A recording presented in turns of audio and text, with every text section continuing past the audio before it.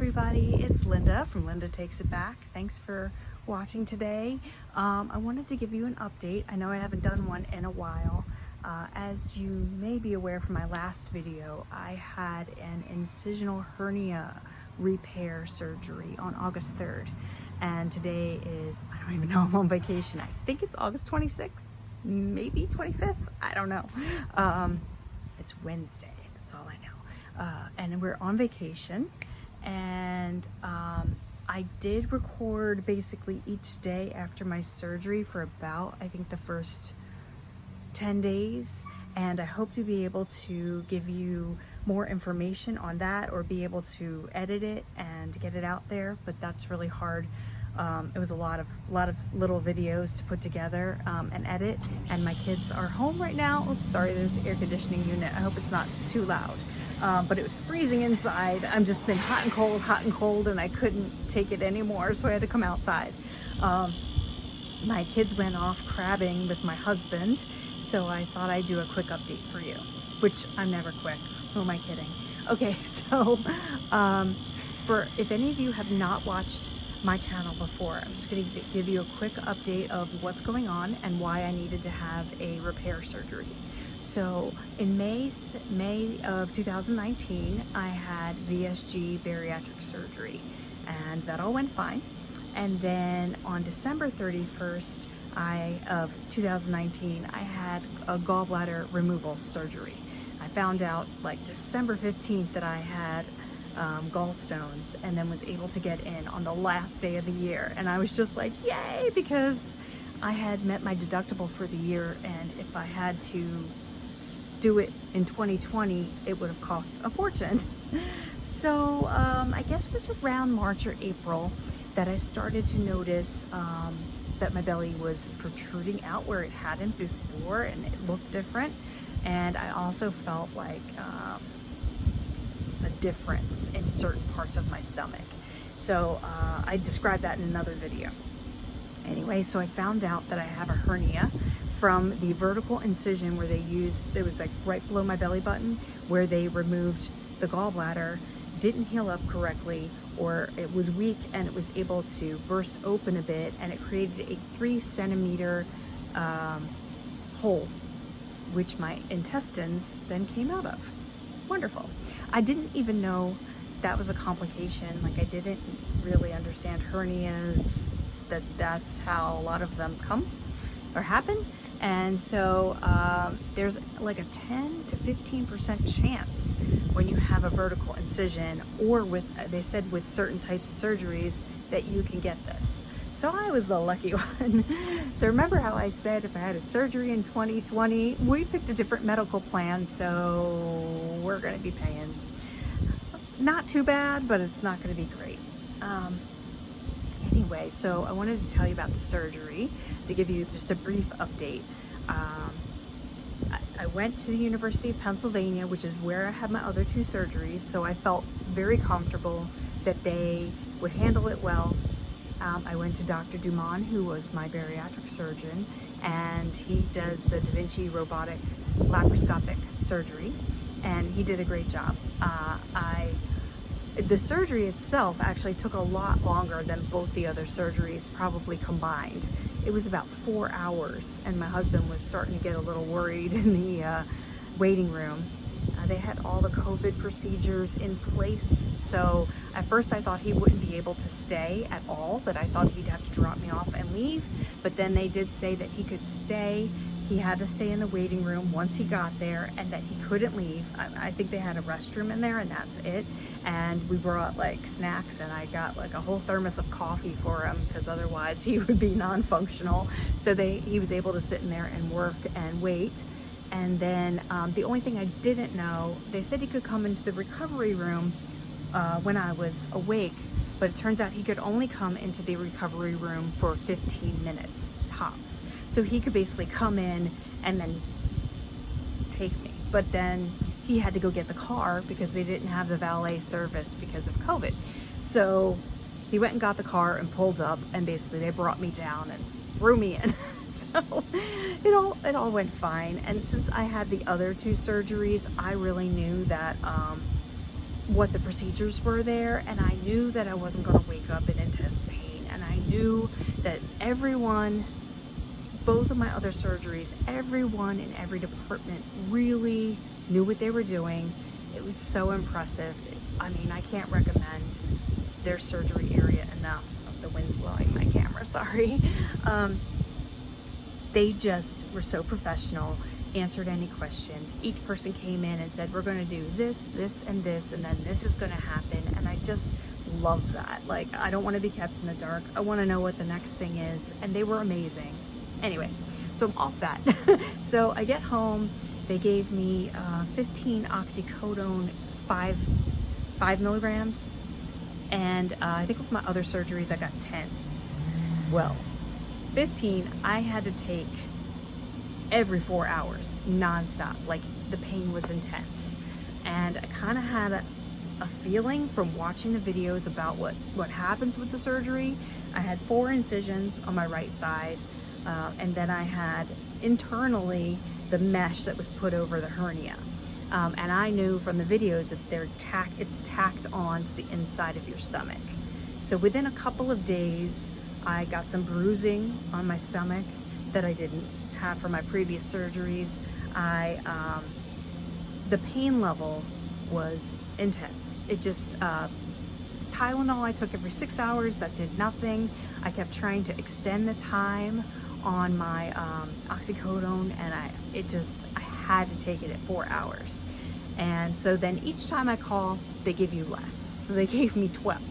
And then that got me through the one day to Saturday afternoon. And I'm like, okay, well, I'm gonna, try to go without, because I can't reach anybody over the weekend. And that was rough. I tried icing it. I tried Voltaren, which is a topical ibuprofen, and I have the prescription strength. That did nothing. I still did the Tylenol. What else did I do? I did ice packs, Voltaren, and I thought there was something else. Oh, my neighbor who is in the medical field, she suggested lidocaine, and I had some of that, and that helped a little bit, but not a lot. I mean, we're talking internal pain. So Monday, I called my bariatric office, the surgeon's office, and I had asked for a refill, and they got back to me around like 11:30, and I explained that I was in pain like for a day and a half, and she said she put it through to the nurse, who would then refill the prescription. Sorry, it's really bright, so it's hard for me to look. And I have like this big white wall right here, and it's like, so she said she would put it through to the nurse to approve, and I was waiting, and it was like 2:30, and I know that if you call after 3, then they don't have to get back to you till the next day. And I kept checking my pharmacy, and they didn't call it in, and I was very uncomfortable, and I left another message, and luckily she called me back, and she's like, I could hear in your voice, I'm really sorry. And they called it in, and I got 9 or whatever I got. And so a week and a half in, I have my telehealth appointment with my doctor, and I showed him my incisions, and they were healing really well. And I showed him my belly button, and I said, why is my belly button looking weird? It looked kind of like half between an innie and an outie. It wasn't quite an outie, but it was like really close to the surface, and it didn't look like my belly button. It looked like somebody else's belly button. And he said, oh no, that should go down. There's just a lot of pressure or fluid behind it, so that I should put a cotton ball and a Band-Aid over it. And I said I was doing that because when I woke up from surgery, they had that there, and there was no cut. There was no incision, and I figured that was there for a reason. So I did that for a few days, but eventually I had to take that off because the Band-Aid was really making my skin sensitive. But he was right, because the fluid did go down after a few days, and now I'm all flabby in that area again. It's not like firm like it was when I had the hernia. It's not firm from the swelling. It's just my stomach again. I'm like, okay, this is the flab I have to lose still. So that was really good. I feel like it's coming back. So in the first few days, a lot of my pain was on the right side for the incision. And then seriously, one day I just woke up and that was gone, and it was all directly in the center where my belly button is.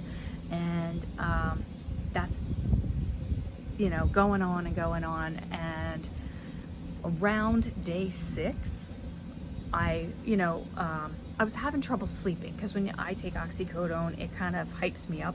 So I was up to like 1 or 2 in the morning, and then I would sleep a few hours, and then I'd wake up, and I didn't sleep in my bed for quite a while because it just wasn't comfortable to, you use your abdominal muscles for everything. So just in the beginning, lifting my leg was hard. Rolling out of bed would have been like impossible. I just didn't have the strength to do it. So it wasn't until around day 6 that I was able to sleep in my bed. But I woke up on day 6 and I had fallen asleep for maybe like 6-7 hours, which meant all my pain meds were totally worn off. And I woke up and it was like waking up from surgery. I was just like, oh, and I had to like get my husband to help me up and then take my meds. And I was like, I got up in the middle of the night to go to the bathroom, and I should have taken them, but I was like, no, I'm going to try to go without. And I was like, nope. It was that intense. And if you've had VSG surgery, or if you've had your gallbladder out, I think I was recovered, like fully recovered, by about 2 weeks. And I was driving after 1 week. I mean, I was a lot more mobile faster, but this surgery was intense, is the only way I can describe it. It was intense pain for a longer period of time. Not just, ooh, this one little thing hurts. No, it continued to hurt for a while. Just to give you an idea, I didn't even have that big of a hernia. I joined like a Facebook group for incisional hernias, and some people, it's like 10 centimeters or 20 centimeters. And I mean, it was an outpatient surgery for me, so I imagine they're staying in the hospital and getting more intense pain meds, but wow. So now I am a little over 3 weeks, and I hit a point, I think it was around day 12 or 13, where I was like, okay, we're good. Like, I could wear shorts again. I could only wear dresses. And yeah, for like the first 2 weeks. And then all of a sudden it got better. So now I can wear really loose shorts. If they're too tight, it still is right where my abdominal mesh is, right by my belly button, and I just can't do it. Like, I had to change this morning because the shorts I put on just still weren't that good. But you know, I'm going with the flow because there's nothing you can do. Also, compared to my VSG surgery and my gallbladder surgery, I was down for the count. So don't plan on doing any work. Don't plan on making any big decisions. Don't plan on doing anything. So like the first 3 days, at least, I got up to walk around and to go to the bathroom and to keep from blood clots and things like that. But cooking, I couldn't do. My husband had to make all the meals for the kids, even getting them snacks, everything. Then later, when I was able to cook, my kids were really great helping, and they like pulled out the pots and pans for me, and they wanted to make, I think, what was it? Oh, brownies. They wanted to make, and we wanted to make them from scratch. I'm like, of course, why not? I just had surgery, let's do it. And so I did it, except we accidentally used hot cocoa instead of cocoa powder because it had Mickey on it, and I thought it was better, but no. So we had to make it again the next day with the real cocoa powder, and it was much better. But don't push yourself. Don't try to lift anything. Don't do any twisting. So as it went on, a couple weeks on, or a week on, I was able to like load the washer, but I didn't move the stuff from the washer to the dryer because the heavy wet stuff and the twisting, I just had my husband do it, and he was very great at like helping out. But so now I'm on vacation, 3 weeks out. I didn't know how it was going to be. The original place we picked was up a flight of steps to get in, and I just thought, I didn't know. It was before the surgery, and I didn't know how that was going to go or how I was going to feel. And we had been here to this area in July and drove by it, and I was like, you know, let's just look around. And I found another place that was 0 entry, and the master bedroom was on the first floor. And so far I've only gone up the steps one time to check out what the upstairs looked like. I'm sure my kids are trashing it right now. I don't know. But it's like an HGTV house inside. They decorated it so nice. And the other plus was that they supplied all the sheets and they put them on the bed. They supplied all the towels. They supplied hand sanitizer and Clorox wipes, soaps, detergents. Like, I've never been in a place that's this stocked. And it's just taken like a load off of what I had to worry about this week. And my husband didn't have to make all the beds in the whole house. And it's just our family this time. Our extended family were gonna come and they couldn't come because Delaware was a quarantined state on the list in New York. So their daughter's going back to school and so they couldn't come. But I feel very safe here as well. It's a private pool in the community and it's not been crowded at all. Like, we go to this pool and it has a view of the bay and it's just maybe like 30 people there each time we go, so you can be really well spaced. And every 2 hours they do a cleaning. They have a fitness center, but I haven't gone because I'm not allowed. I'm not allowed to do, since my telehealth appointment with my doctor, he said I can't do any exercise but walking for 6 weeks after I have my checkup with him. So that's a bummer because we just got an elliptical at home. But I don't want to risk the mesh, you know, ripping, and I know it takes a month for it to even to get to 90%. So I'm trying to be very careful. And I know I talked in my last video about an abdominal binder, and I've been using that occasionally, but not as much anymore. I used it when I had the surgery and I felt like I was gonna cough or anything like that, or I kind of used it if I had to go to the bathroom because I didn't want to risk anything happening. But I don't use it as much anymore. Trying to think of anything else with the surgery, but I'll try to post an extended video where I look totally awful and I'm in my pajamas like the whole time every day and all I did was sit on the couch. But it might give you a better idea if you have to have the surgery, what it's like. Oh my god, I'm at 17 minutes. See, I told you it wasn't going to be short. Oh, sorry. So another thing that's been going on has been like weird digestive issues. And since I had my gallbladder surgery, everything changed. You know, BSG surgery, you're like constipated and you have to worry about that. And the opposite happened with gallbladder surgery.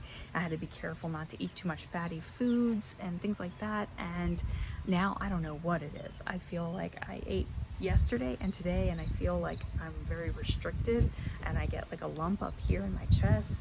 I get nauseous sometimes. I get just weird digestive, like feeling bloated, and I'm not sure what's causing it, or is it that I'm eating differently? I haven't been on keto since the surgery because I kind of had limitations in what I could eat, and I didn't want to like, oh, I'm going to have steak right after I have surgery. I just wanted to make sure I didn't eat too heavy foods. So I'm sure I'll be getting back into that soon, or at least doing low carb.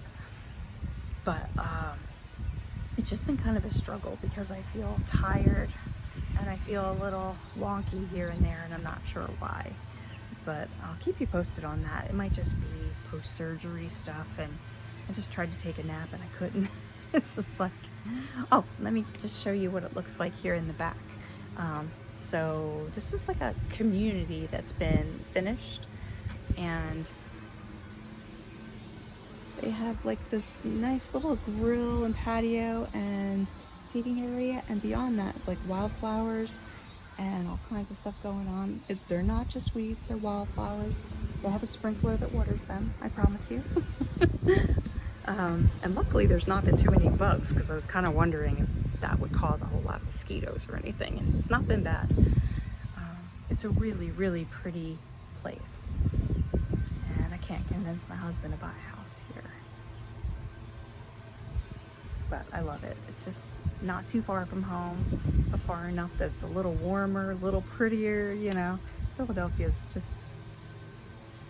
I come home from vacations from Philadelphia and it has a smell to me, like it's like chemical plant or something, I don't know. And I live outside of Philly, but it's still there, and I notice it. And makes me want to go on vacation again. So anyway, there's my update for you guys, and I will post this probably when I get home, since I've gone over my 15-minute limit. And I will talk to you soon. And Jen, if you made it all the way to the end, I hope you're doing okay. Shrinking Jen, she's been evacuated from her home due to the wildfires, and I hope you and your family are able to get back in there soon. I'll talk to everybody soon. Bye.